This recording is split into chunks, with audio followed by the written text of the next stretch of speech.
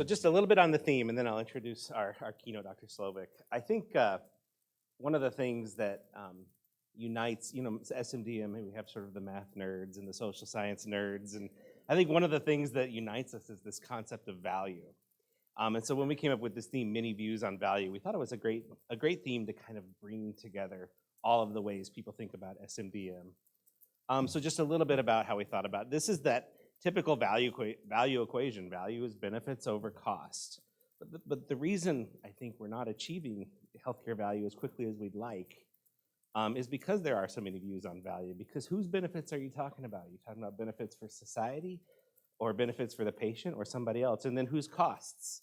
The costs at each level are different. And so when we wrote the PCORI grant and designed this meeting, we really thought about the social ecology around value, where you have value to patients, but they're nested in clinics and clinicians, and nested in a hospital or healthcare system, nested in a society with payers. And I think only through one of the beliefs is if we bring together these views on value, maybe we'll have richer discussions about value. So while you're walking through the halls at the meeting, just have these conversations and maybe talk to some people who maybe are working at a different level than the one you're working at, and see how they think about these things of value to whatever level they're thinking about. So that's how we came to this theme. And now it's with great pleasure. We were extremely excited when we reached out to Dr. Slovic and he agreed to speak. He's definitely one of the giants in this field of decision-making and risk perception. So he's a professor of psychology at the University of Oregon. And he's president of Decision Research, which is a national and international group that studies decisions under risk. He studies human judgment, decision-making, and risk perception, including psychic numbing and failure to respond to mass tragedies, which we're going to hear more about. His honorary doctorates from the Stockholm School of Economics in 1996 and the University of East Anglia in 2005. He's been elected to the American Academy of Arts and Sciences in 2015 and the National Academy of Sciences in 2016. Thank you again for agreeing to come do this for us, and it's with great pleasure I'd like to introduce Paul Slovic.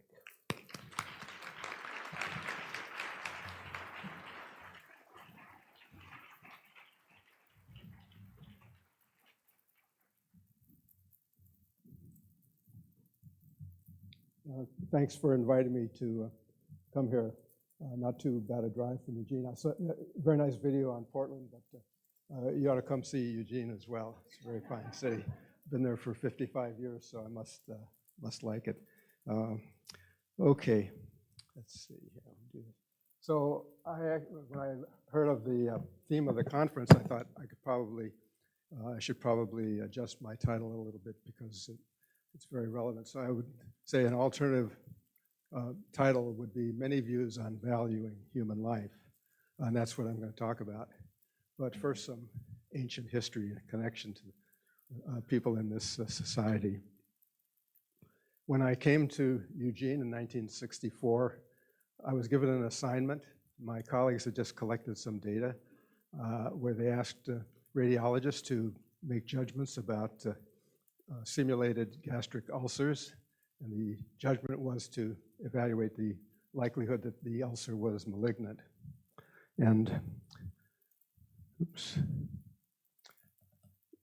this paper resulted from that work, 1968, but this is kind of what the task looked like.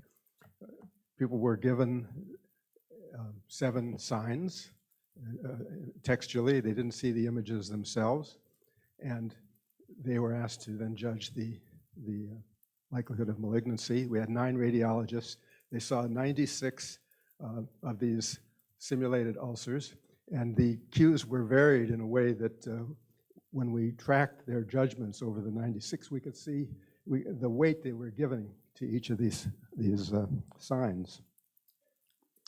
This is what the stimulus looked like for each person, a single case. They saw 96. So we found that a linear model, a very simple algebraic model with differential weighting of the 7 signs, quite accurately predicted each radiologist's judgments, and also explained disagreements between them. So when 2 radiologists, we could see that they weren't agreeing, we could then trace that to the fact that they were weighting these signs differently. And a few years later, one of my colleagues, Lou Goldberg, furthered this type of modeling of judgment, and he found that if you replace the judge with the model of the judge, you often could then outpredict the judge on a new set of cases, because to the extent that the judge was doing something valuable, the model would apply that process consistently, where humans have error in their ability to apply even their own policies. We were very aware at that time of the work by Ledley and Lusted, much along the same lines, to look at medical diagnosis and try to get people to evaluate the reliability and validity of medical judgments. And I'm very proud to say that my filing system, since I don't throw much away, I was able to find a letter that I wrote to Lee Lusted on June 2nd, 1967, thanking him for coming down to Eugene and talking with us about his work, and actually helping us in some of the reporting of that work. So I know Lee is very important to this society, and I'm glad my filing system came through. So the path of this talk, after that good start in medical decision making, I sort of strayed and went back to my earlier work on risk and studies of gambles. But I hope that this work is also relevant to medical decision making. You can be the judge later. So very quickly, I'm going to talk about thinking fast and slow, and the fact that both ways of thinking are wonderful, but they also lead us astray. A bit about the affect heuristic, normative and descriptive models for valuing lives, inadvertent devaluing of lives through fast thinking, psychic numbing, prominence effect, and the flawed arithmetic of compassion, and the deliberate devaluing of lives through what one might call virtuous violence. And then hopefully we'll have some time for discussion, questions. So I key a lot on what I'm doing by this book that many of you know, Danny Kahneman's Thinking Fast and Slow. I think it's sold more than 10 million copies by now. Remarkably successful volume summarizing a lot of work in the field. And basically he says we think in two ways: fast, intuitive, based on feelings, which we refer to as affect. Images, stories, direct experiences are very much influential in this fast mode of thinking. And then we have the slow, deliberate mode that we're taught to do in school, to think logically and to use arguments, reasons, equations, mathematics. And both are highly rational and both make serious mistakes. The affect heuristic, I'll talk a bit about that as a lead into further work on the fast and slow systems. So I have a very simple definition of affect. It's a feeling of goodness or badness associated with a stimulus. And we come to code information very quickly as something that is good or bad. And some of it may be innate and most of it is learned through experience or our culture.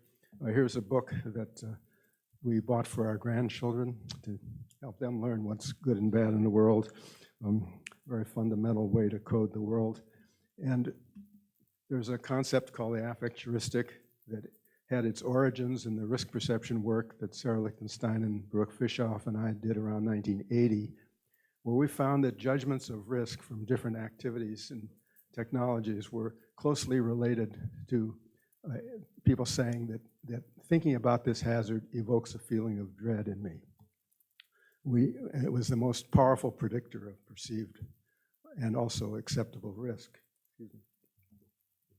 We didn't think too much about it, except that was an interesting finding. We also noticed that perceived risk and perceived benefit were inversely related across hazards. And we just noted this also incidentally and didn't do much with it at the time.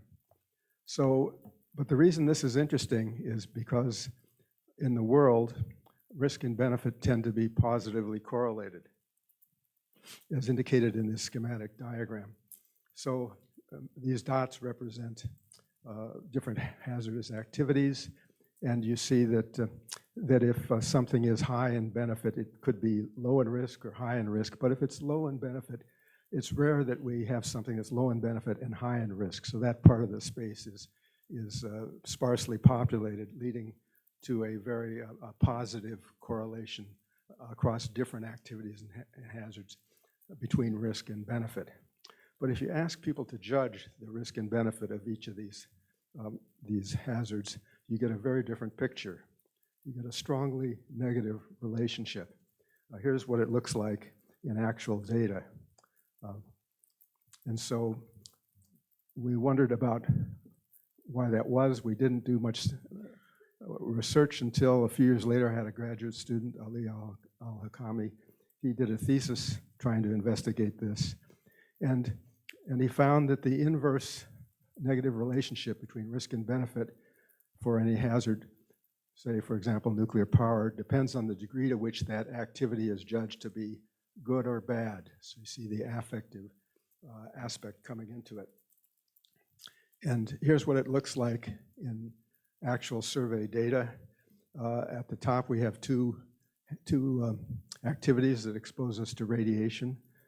One that many people felt was sort of the bad source of radiation, nuclear power. And you see that people judge the benefit to be low and the risk to be high. On the right is a more positively viewed source of radiation, of medical x-rays, where the benefits were judged to be high and the risks judged to be low. The same thing happens with chemicals. So we have the bad chemicals, pesticides, judged low in benefit and high in risk, and the good chemicals, medicines, prescription drugs, high in benefit, low in risk. This is the kind of thing that led to that inverse relationship. So this led us to conjure up a concept called the affect heuristic, which basically says that feelings come first, and then we derive our judgment of risk and benefit based on those feelings, and we make the judgments kind of coherent and going in opposite directions. But more generally, judgments, not just of risk and benefits, but judgments and decisions of many kinds are influenced by reference to an overall affective evaluation of the stimulus that we're thinking about. So affect has been studied in many different domains. You can see just kind of the different topics that have been linked to affect. I think marketing, advertising, they were way ahead of the psychologists in understanding the role of feelings and trying to create positive images and feelings with products. And so we've continued in that with that concept. So a few examples of the affect heuristic, how it influences us. One is the difference between probability and frequency frames in communicating risk. Second is a concept we refer to as pseudo-certainty. The third is something we can call an affective lure. I'll illustrate each of these. So probability and relative frequency in risk communication. Are they the same or different? Well, you can have something that has a 20% chance of happening, or it could happen 20 times out of 100. And work with Ellen Peters and John Monahan, Don McGregor has illustrated how these people respond differently to these different framings of the same information. So we had a task that was based on a judgment that psychologists and psychiatrists were making about people who were hospitalized for mental problems. And the question was, is it safe to release them to the community? Might they be dangerous to themselves or others? So we had the patient, James Jones. He's been evaluated for discharge. A psychologist whose opinion you respect has done an assessment of Mr. Jones and concluded, and then we have two conditions, that patients similar to Jones are estimated to have a 20% probability of committing an act of violence to others during the first several months after discharge, or of every 100 patients similar to Jones, 20 would be estimated to be violent after the first several months of discharge. And the task that was given, and these were actual psychiatrists and psychologists who made these kind of decisions was, would you discharge Mr. Jones? And if you were a supervisor, would you discharge Jones? And you see that if they were given information in the frequentistic format, there were twice as many, they were twice as likely to say, don't discharge Jones. It seemed riskier. 20 out of 100 seems riskier than 20% probability. We did further studies, and one, we had a 10% versus one out of 10 were the two frames. We asked people to think out loud while they were making this judgment about dangerousness. And when they were looking at 10%, we found that the thoughts were mainly about the number. Very few people are violent, or how big or small was 10%. But if they saw the frame as 1 out of 10, they were thinking about one person being violent. He could be the 1 out of 10, some guy going crazy and killing people, the patient attacking someone. And this image, these thoughts, create strong affective feelings, which are the representation of risk. And that's likely what then led to a different decision about discharging the patient. Ellen Peters later found that this effect was driven by people who are low in numeracy, as you see on the left. People who are high in numeracy see 10% and 1 out of 10 as the same, but not everyone does. Another affective bias is pseudo-certainty. A long time ago, I did a little experiment that kind of asking people to think about being vaccinated against 2 strains of the flu. They were equally likely. One vaccine gave 100% protection against one of the strains, which was half the problem, and the other one gave 50% protection against both strains, and people preferred the 100% protection over half the problem. And later, Meng Li and Gretchen Chapman did this study better than I did and basically found the same result. 100% of anything looks good, even if it's an illusory 100%. Again, you see the feeling-based coming through the frame, influencing the judgment. People overweight certainty, they said, even when certainty is only an illusion. More recently, we've been looking at what we might call an affective lure. This is based on research by Cynthia Kreider, followed up by Tehila Koget in Israel. There are 4 children being considered for surgery for cleft palate, and the respondent was asked to kind of select one as the top priority for surgery if resources are limited. The child on the right has the least serious defect, but is judged basically physically more attractive. And when you ask people to do this, 28% of a control group that weren't given any other instruction chose the child on the right for surgery. A second group was asked to think carefully before they made this judgment, and then that selection of the child on the right dropped to 21%. Then Tehila Koget introduced introspection. Introspection can be considered a decision analysis light. We can't always have an analyst at our side to help us determine our preferences and decisions.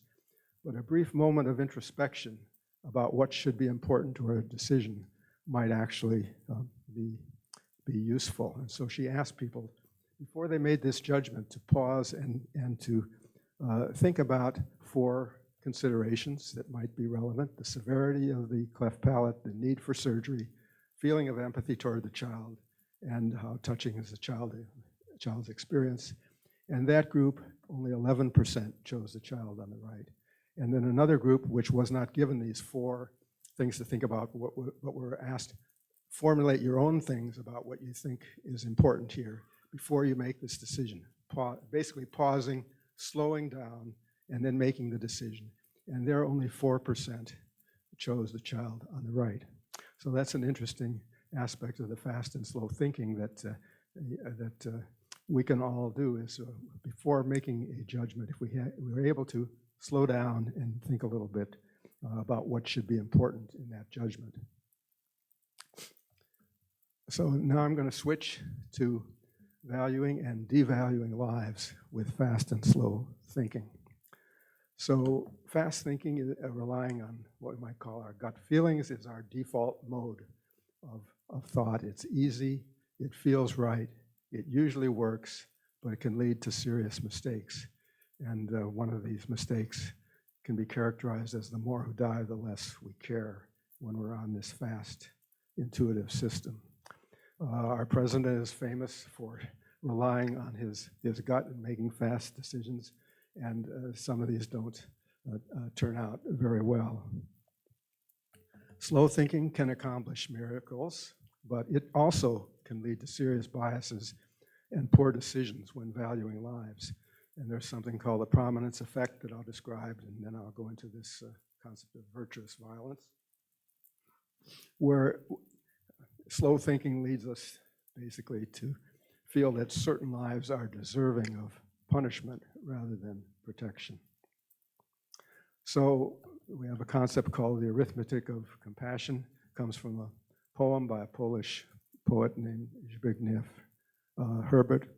I won't read you the poem, but I'll describe what the phenomenon is. So again, when we're thinking fast and relying on feelings, what we found is that our feelings are innumerate. They can't count. Saving one life is huge.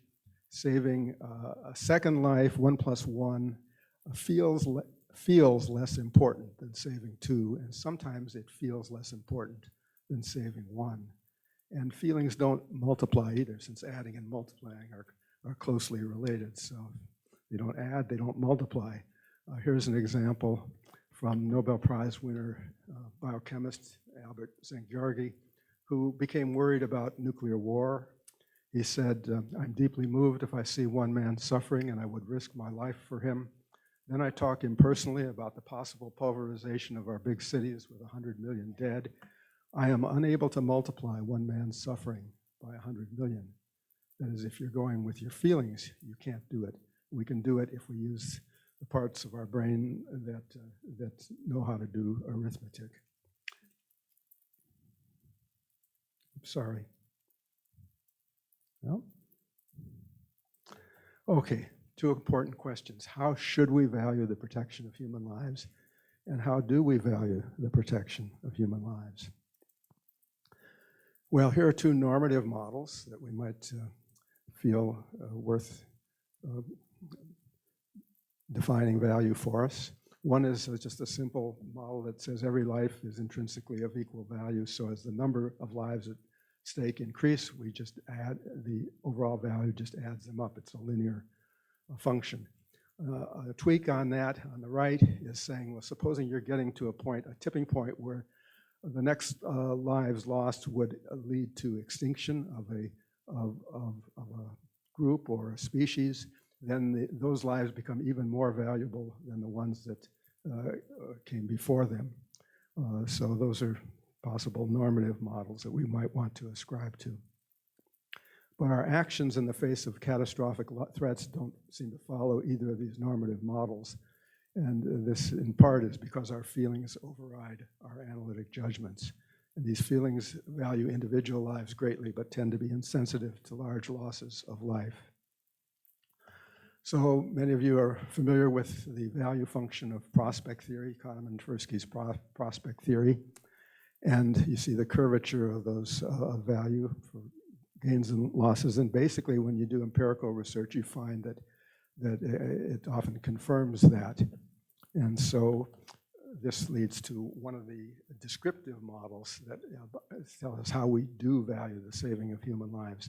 The model on the left is basically the prospect theory model that starts strong with small numbers of lives, and then we become insensitive. I'll describe that a little more in the next slide. But we've also found that prospect theory isn't quite right, that there's another element that sometimes as the number of lives increase, it's not that we just become insensitive to any further losses. is because it happens that we actually start to care less about what's going on.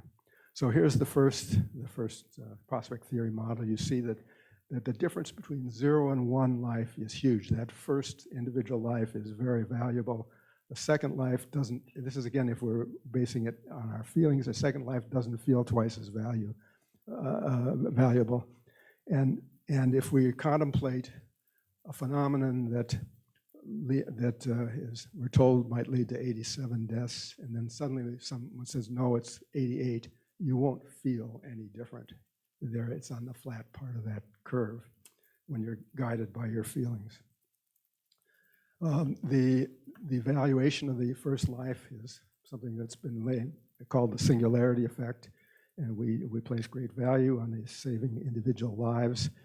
Mother Teresa illustrates that with her famous saying, if I look at the mass, I will never act. If I look at one, I will.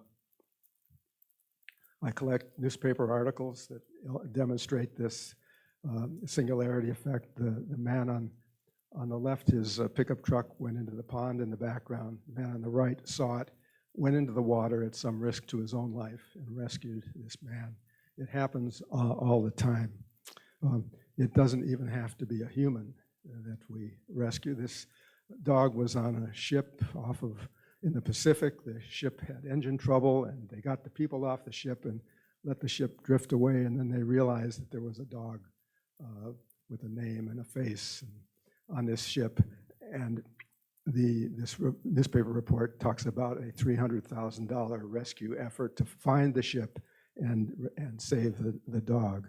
So individual lives are clearly very important. But opposite singularity is psychic numbing and compassion, fade, or collapse, very dramatically illustrated by the genocide in Rwanda in 1994, where about 800,000 people were murdered in 100 days. And the world knew about it. They knew about it in advance and failed to stop it and watched while it happened and basically did nothing. And we have repeated episodes of genocide and mass atrocities that up to the present moment where the same thing is happening. Now there's research that's been done on these phenomena. We see it, you can see it around, anecdotally, but also there's a research strain that looks at these things. This is work by Tehila Kogut and Lana Ritoff in Israel that I think illustrates the fading nicely. They talked about their scenario was there's 8 children being treated for cancer, and they need about $300,000 American dollars for the treatment. And people were asked, well, would you donate? And other conditions, they took individual children out of the group, and you saw one child, and that child was said to need $300,000 for treatment. Would you donate? And they found that the donations were much higher for the single child than for the 8. There are many other studies of this showing basically the same thing. This is one that has a number of experiments that also show compassion fade in various forms. In the interest of time, I'm not going to go into detail about this, but we found in these studies that a decline in compassion may begin ever so slightly, but it begins even with two lives, that we can't concentrate as closely on 2 people at risk. Our attention is divided, the feelings are less, and we may respond less to 2 people than to an individual. So this is what it looks like, the tweaking of prospect theory on the right, showing that at some point we actually may lose feeling and lose a sense of value of lives when the problem gets larger. But numbing isn't the only challenge to valuing lives when there's a lot of lives at stake. The other, even slow, reasoned decision-making requiring trade-offs can be severely biased, causing our actions to contradict our stated values. And there's something called the Prominence Effect that we invoke to understand that. This Prominence Effect had its root in a failed experiment that I did, collected the data in 1961. I didn't trust the data and didn't publish it till 1975 when I finally did it in a way that I thought I had confidence in it. People were asked to make two objects of equal value by varying, and these objects had two dimensions. One object was better in one way and the other one was better the other way, and you're supposed to make them equal. I did this because I wanted to make it easy to cause preference reversals by introducing something else into the choice set. It didn't work because even though people balanced the objects, in a test they didn't choose randomly between them. They chose systematically, and what we saw in that they seemed to break this difficult choice by going with what was intrinsically the more important dimension, and you get like 80 or 85% choice of one object, even though they were supposed to be equal in value. In 1988, Amos Tversky and Shmuel Satat got interested in this in 1988. We did further work on this, and we renamed the more important dimension the prominence effect. And basically the idea here is that choices or decisions value prominent dimensions extremely highly because of the need to justify or defend such actions. So when you state your values, you express your values, you really don't have this requirement for justification. You say this is what is important to you. People take you at your word. But when you make a choice, often you have to defend to others or even to yourself why you're making that choice. And so as a result, there may be a disconnect between our stated values and the values revealed by our actions. This is very dramatically illustrated in humanitarian crises like genocides and mass atrocities, where you have a government like the United States that used to feel it had a responsibility to perhaps intervene in such things and try to halt or prevent them. But for governments, national security is the most prominent, that is the most defensible value in today's world. And strongly held humanitarian values, stated preferences, tend to decline or even collapse when they're pitted in decision-making against security objectives. So I can illustrate it here. There's a lot of illustrations. So when humanitarian, life-saving, and national security seem to conflict, we do not intervene to prevent genocide or mass atrocities, no matter how many thousands or millions of lives hang in the balance. Prime examples are indifference to what happened in Darfur and other continuing atrocities in Sudan, Yemen, Syria, and other parts of the world today. So you can think of a model of the balancing of various sorts of security objectives with different ways of that foreign lives are important for us to protect, and you're weighing this to try to decide whether to intervene. But prominence is not a compensatory model like this. Supposing that the balance tips towards security, but you say, oh no, instead of 100,000 lives at risk, there's 1 million lives at risk. It doesn't tip the balance. It's not compensatory. So our attention is a limited resource. We simplify complex trade-offs by focusing on prominent objectives and choosing to obtain them. It's like prominence is like an attentional spotlight. Non-prominent aspects are neglected, out of sight, out of mind. This is like this spotlight analogy here. So we can see it. There's numerous examples from our political world. Barack Obama, who truly cared about humanitarian crisis, said, I have a solemn responsibility to keep the American people safe. That's my most important obligation as president and commander-in-chief. But this article indicates that he did not necessarily act in the same way. He said, while acknowledging very real and legitimate humanitarian interest in Syria, some 80,000 people had been killed. This was at the time of the article. Hundreds of thousands were killed in Syria in subsequent years. He said 80,000 people have been killed and millions have lost their homes. Obama recently said his bottom line has to be what is in the best interest of America's security. And because we felt that there were political problems with going into Syria and trying to stop the slaughter, we did not do that.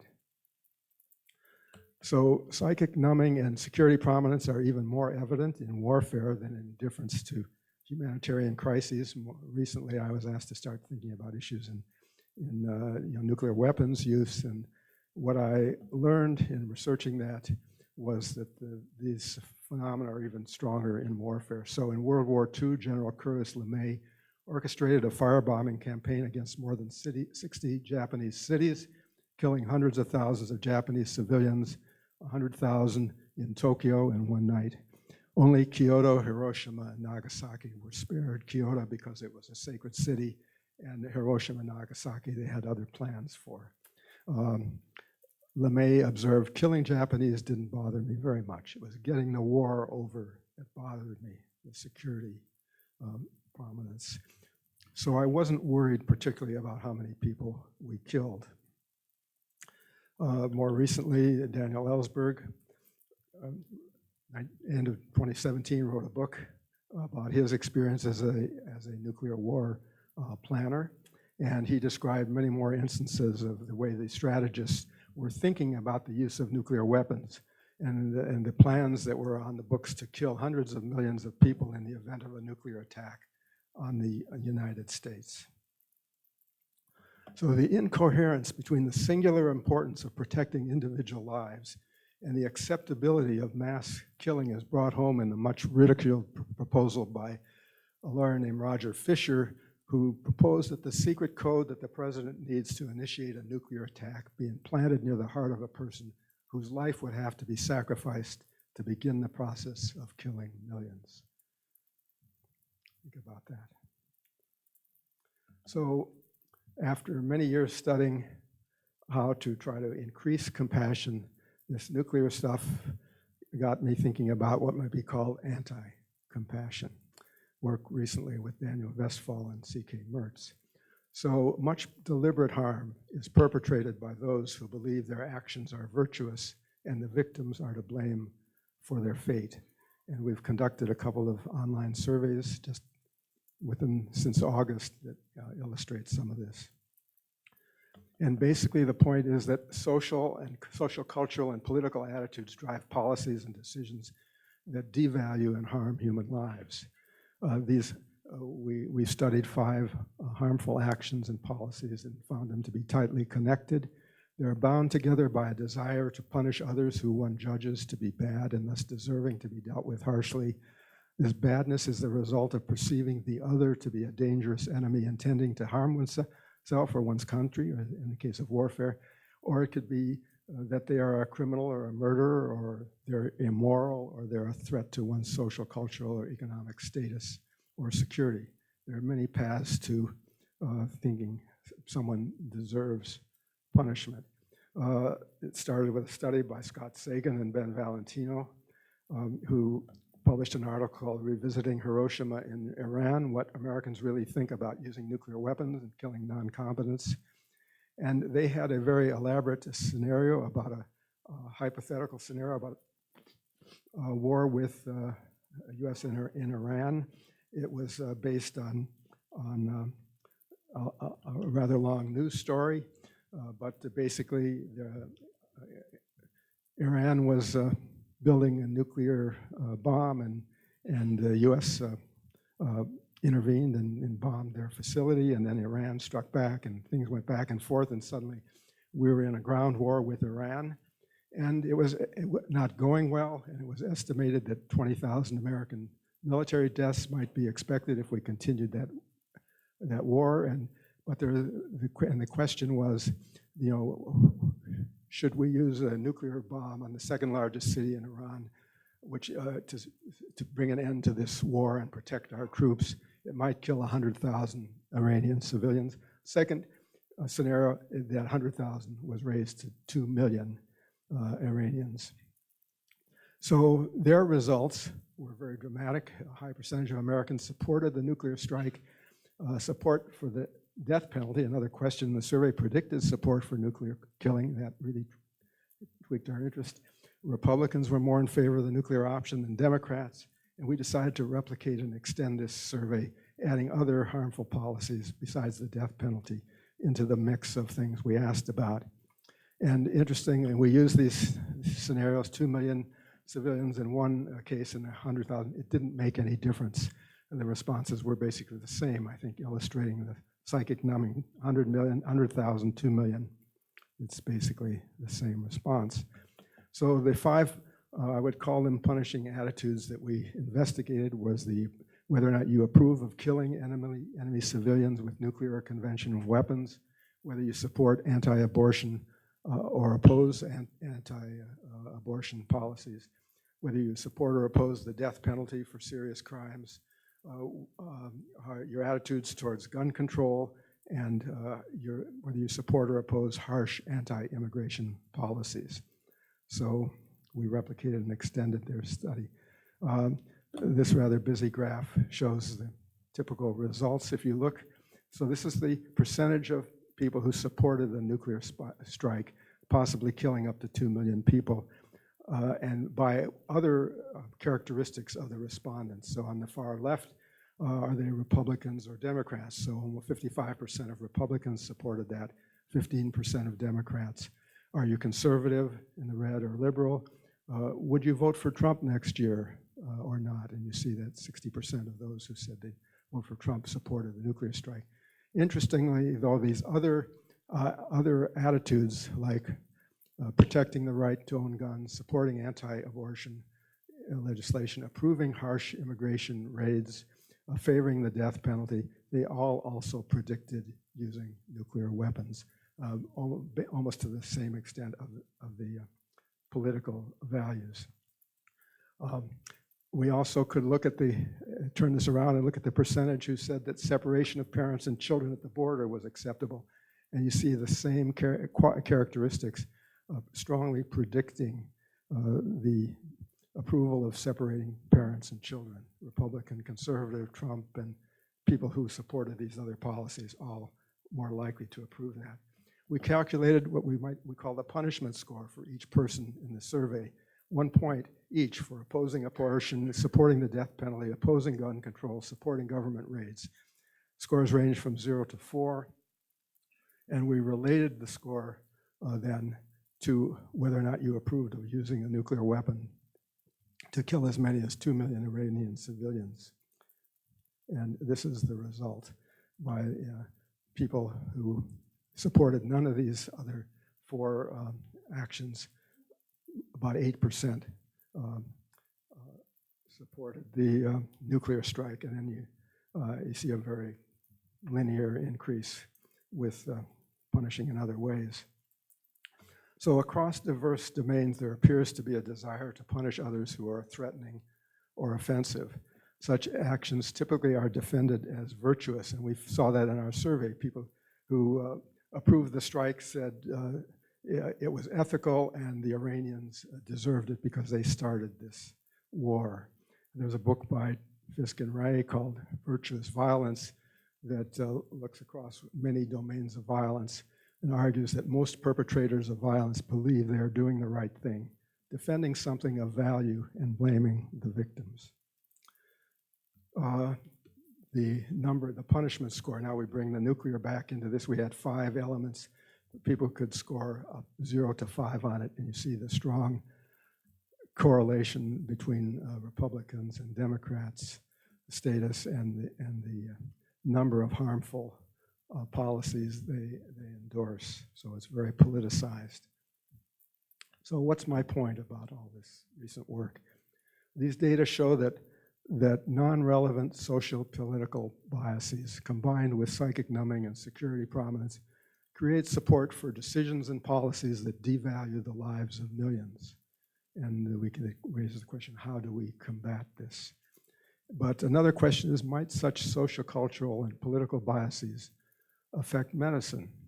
Might they influence the accessibility and quality of care given to patients of less favored races, ethnicities, ages, or genders? If so, what can be done to understand and address this? So a brief summary of my talk. We're inconsistent and sometimes incoherent in our valuation of human life. We value individual lives greatly, but these lives lose their value when they become part of a larger crisis. As a result, we do too little to protect human lives in the face of catastrophic threats from violence, natural disasters, and other causes.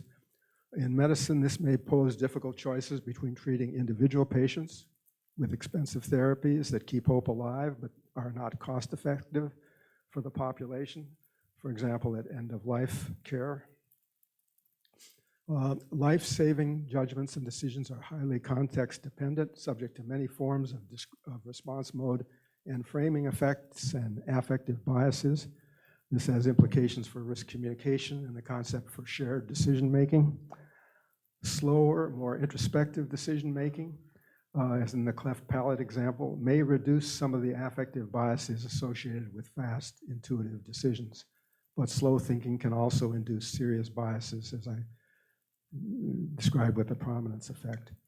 Understanding the strengths and weaknesses of fast and slow thinking is a necessary first step towards valuing lives humanely and improving decisions. Thank you.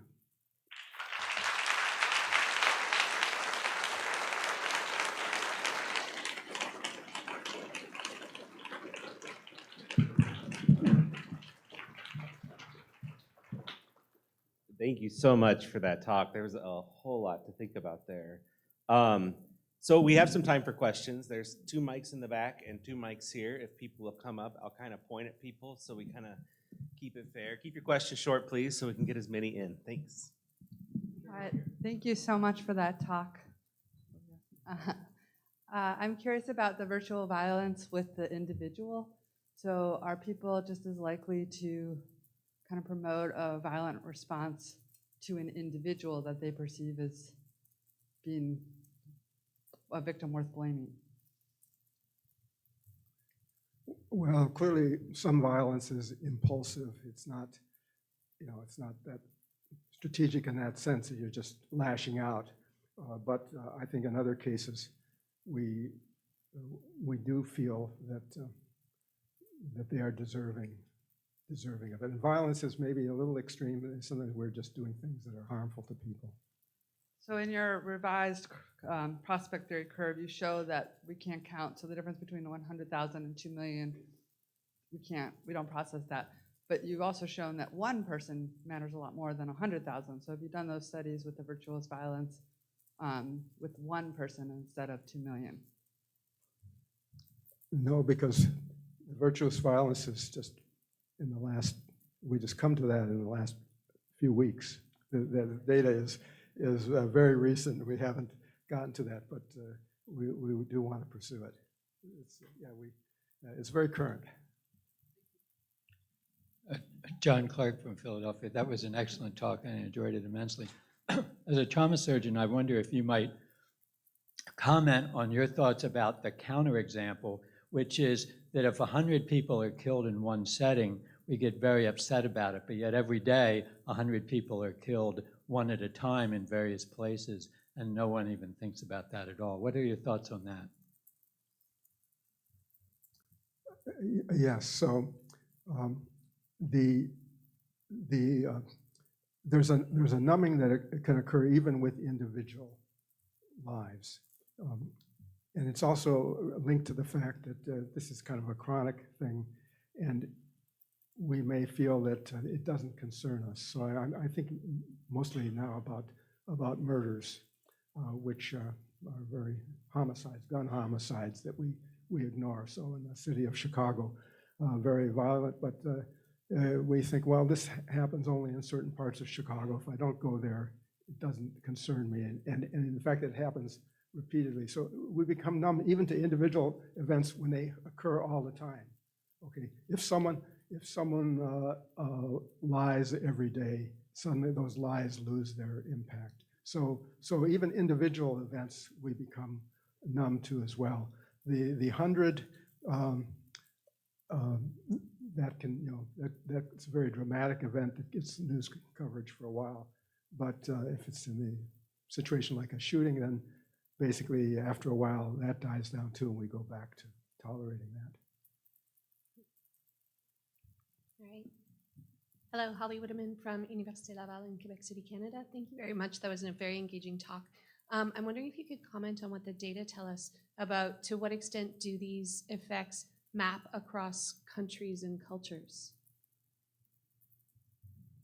That's a question for research. We need more research on that. I've been talking to someone from the Gallup organization. They want to do this research in multiple countries, face-to-face with translated, but it hasn't, it's harder to do that kind of research. We don't know enough. My guess is that there'll be some cultural differences here in terms like there's some cultures that are collectivist, and maybe they will respond more to the group than individualist countries. Tehila Kogat has done a little bit of that work in Israel, and there does seem to be cultural influences there. Marie Minnick from the Netherlands. Thank you very much for your very interesting talk. I really appreciate it. And I think there's a lot of relevance also to the practical healthcare, day-to-day healthcare.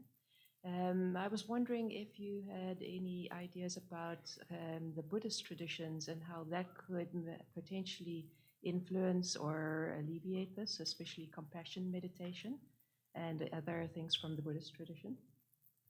Thank you. Yes, I have a colleague, William Burns, who's a Buddhist, and he tells me that we need to look into that the Buddhists think differently about, they've spent a long time thinking about compassion and how to embody that in their daily lives, and so likely that makes a difference. But we also think that maybe, again, that this should be something that's taught in at the early ages in the schools to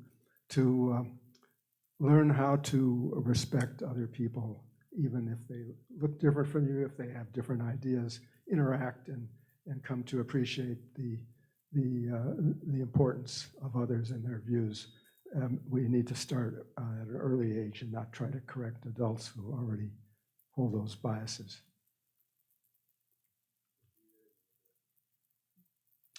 Hi, Laura Kochiever.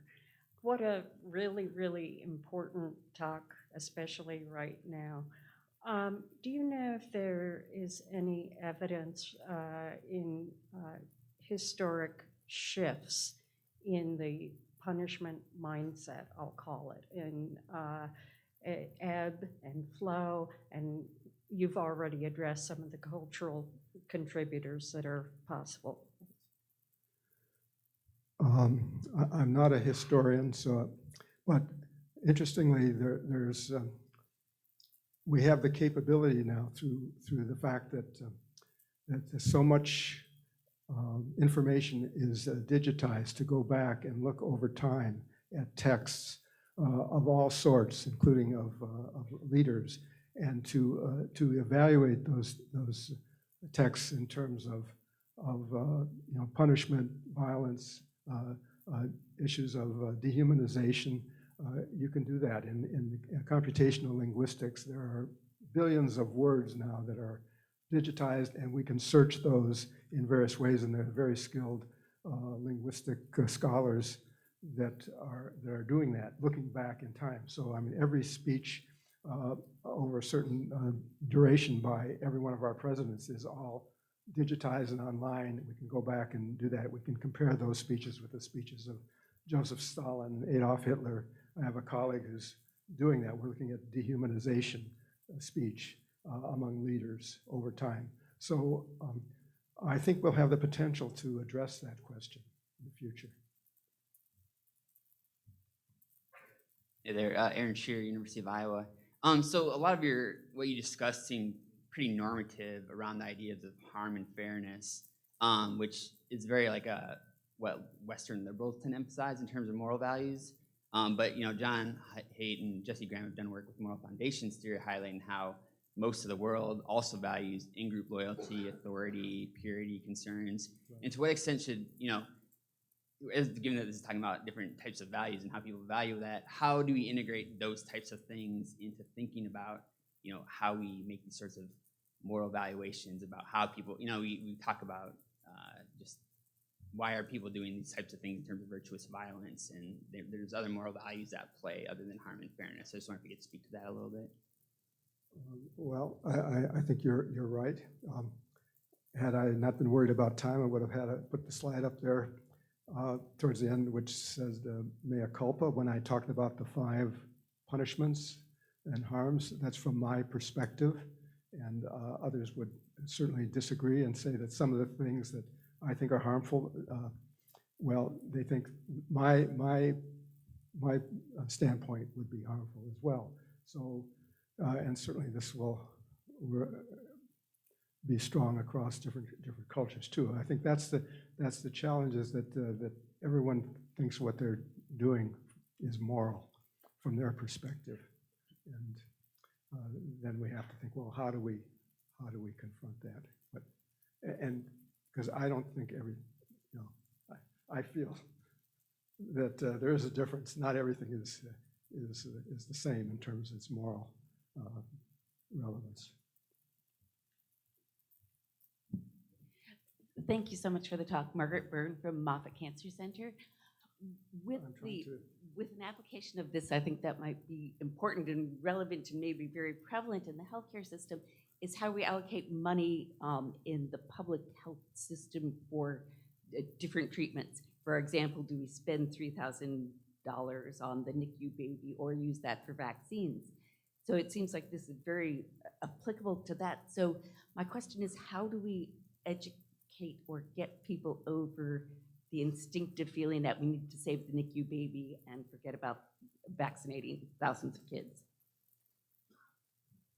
I think that what this research shows is how difficult it is to abandon or to change the priorities from the reverence we hold for protecting individuals at all costs, and the fact that this could make us less likely to help other people and be, in a cost-benefit sense, negative.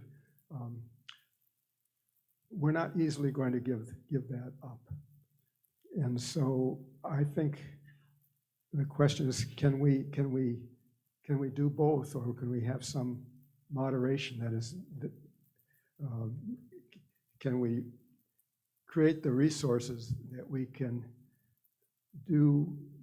keep hope alive for individual patients and still address the population needs? I mean, I don't have an easy answer to that question. I think what the research shows is why it's so difficult to turn our backs on the individual patient, say end of life, nearing the end of life, and because we're looking to protect the population better. I don't have a good answer. Sean Dwan, University of Missouri. So given your work on the prominence effect, if national security is the only parameter that matters, then why haven't more humanitarian interests been framed in terms of a national security risk? And if they were framed that way, how do you think it would motivate action in America? I think they should be framed that way. That's that you have to, if you can't beat them, you have to join them. And because, in fact, these turning our backs on these atrocities actually is a national security threat. And there are people who have argued that. Samantha Power argued it, and it has not been, appreciated. But I'd say that's certainly one way to go on that. I think also another implication of this work and the prominence is that when our leaders are making decisions that are struggling with these trade-offs between various elements of security and other humanitarian concerns, you need an advocate for the humanitarian concerns at the table, because otherwise, it'll be so slanted towards focusing on security. It's not that President Obama deliberately believed that the lives of people in these other countries were worthless, but there was no advocate there to keep that on the table. I mean, all the attention goes over to the security issues, and it's just inadvertent devaluation of these lives. So we need to have decision-making procedures that make sure that there are advocates for the different perspectives, including the non-prominent perspectives at the table, so that you don't forget them. You may decide not to weight them as highly as the others, but it has to be a conscious decision, not one that is just due to inattention.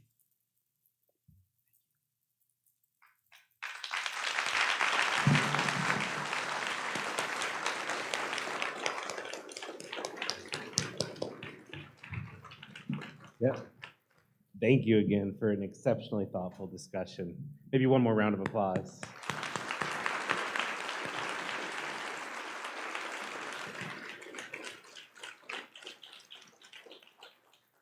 And so next I'll introduce Aubrey Hoffman, who helped head up the Lee Lusted